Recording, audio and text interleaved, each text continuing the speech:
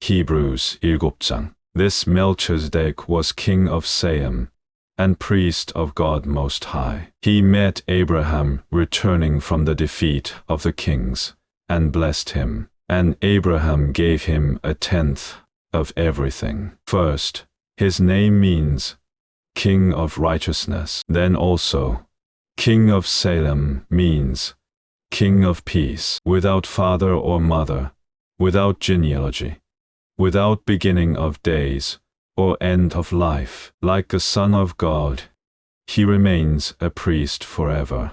Just think how great he was. Even the patriarch Abraham gave him a tenth of the plunder. Now the law requires the descendants of Levi, who become priests, to collect a tenth from the people, that is, their brother 7, though their brothers are descended from Abraham. This man, however, did not trace his descent from Levi, yet he collected a tenth from Abraham, and blessed him who had the promises. And without doubt the lesser person is blessed by the greater.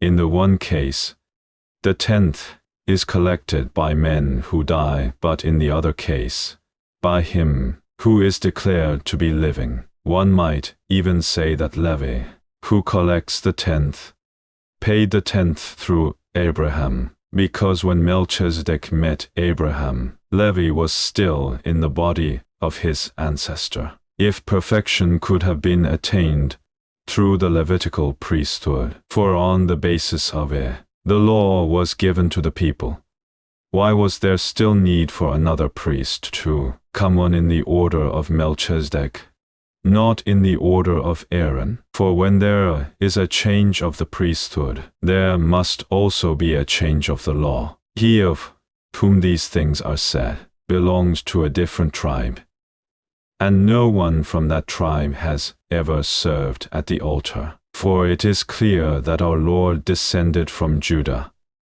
and in regard to that tribe, Moses said nothing about priests, and what we have said is even more clear.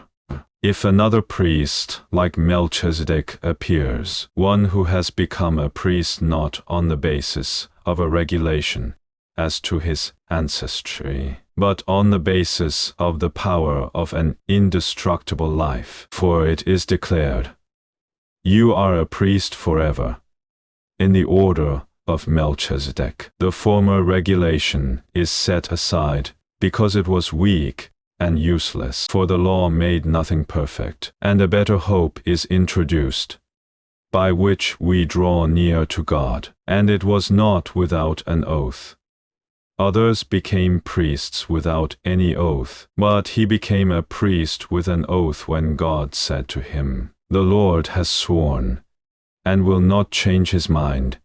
You are a priest forever." Because of this oath, Jesus has become the guarantee of a better covenant. Now there have been many of those priests, since death prevented them from continuing in offices. But because Jesus lives forever, he has a permanent priesthood. Therefore he is able to save completely those who come to God through him, because he always lives to intercede for them. Such a high priest meets our need, one who is holy, blameless, pure, set apart from sinners, exalted above the heavens. Unlike the other high priests, he does not need to offer sacrifices day after day, first for his own sins, and then for the sins of the people. He sacrificed for their sins once for all when he offered himself. For the law appoints